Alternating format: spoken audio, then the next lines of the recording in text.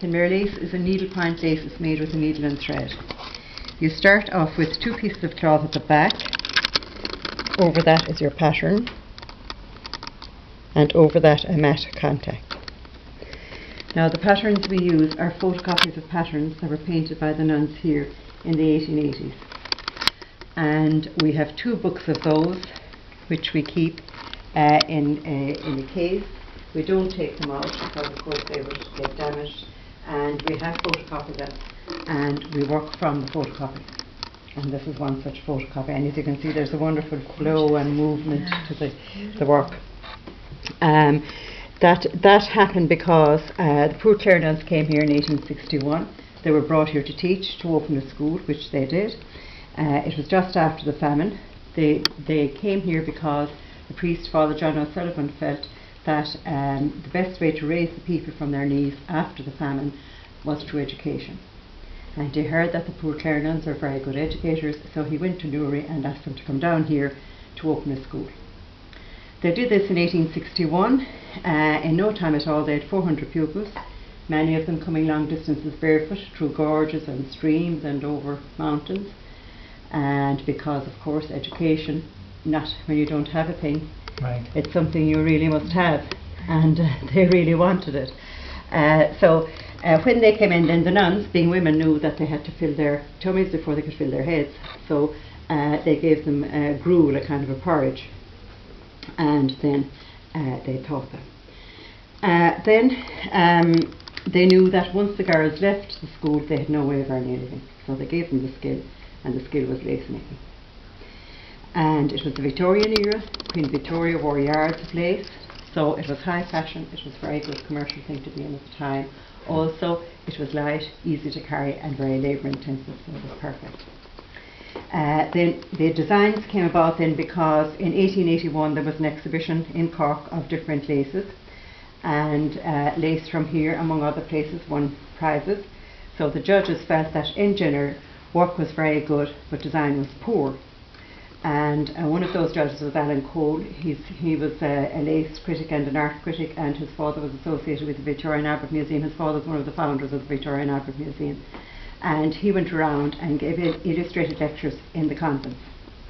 They took it very seriously here, and they got a teacher from the School of Art in Cork, a man called James Brennan, to come down here once a month on a regular basis to teach art with a view to improving design.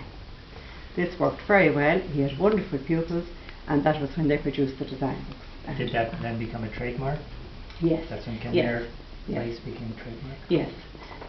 Now the technique needlepoint lace is known elsewhere would be the same technique as Venetian, and it's also done in France, right, and in Youghal in County Cork. But it was the fact that they had their own designs that made it very special. Right. Now the technique then, you start off, as I say, with 2 pieces of cloth at the back, your pattern and your mat contact. You start then by couching around the outline. That is, you lay down 1 thread, or in this case a double thread, yes, and you stitch it on from the back. Oops, cut. Where is my needle? Oh, was that's here. That's here. No, I know I got one at the back as well.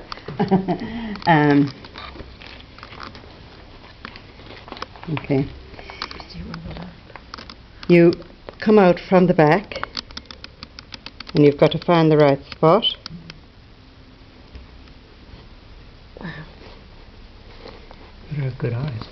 Mm-hmm. Loop around your couching thread. This is your bridging thread. It's like a bridge over water. This is the water, this is the bridge. Again.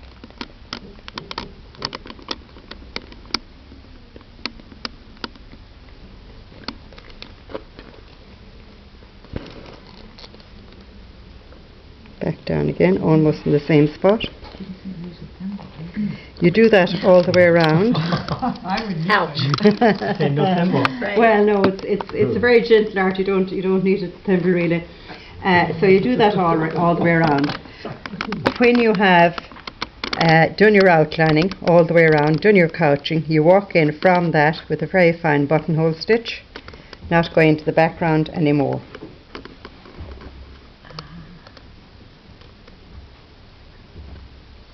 see. If you want an open Yeah. stitch, you pull it so far, like that for instance. If you want a tight stitch like that, you pull it right in. Oops. Try it. And the variations you can have then with that are endless. Wow. This is a sampler of different stitches. Oh, can you see?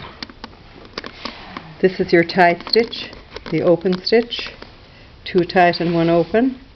You leave a space. Here you make a stitch and work 3 back into it. This one is called the P stitch, where you take your stitches in leaving spaces in between them. This one has an extra twist. It's called the Spanish point. This is 3 with the extra twist. Here you have over your plain open Brussels point, you have a pop. That is, you're going around in a circle, Mm-hmm. and you take a thread around in a circle and you work back over the circle.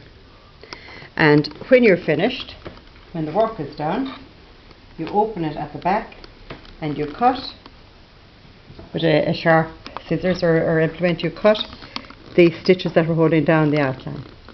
You cut the bridges and then you can lift it. And that's how you get this. Yeah. There's a part that's already done. Yeah. And say it's like Gulliver's Travels, they pegged him down. They took Uh-huh. out the pegs, he could get up. Uh-huh. And then, when that's done, then it's put in a frame. That is gorgeous. Well, thank you very much. Very well. Wow, thank you.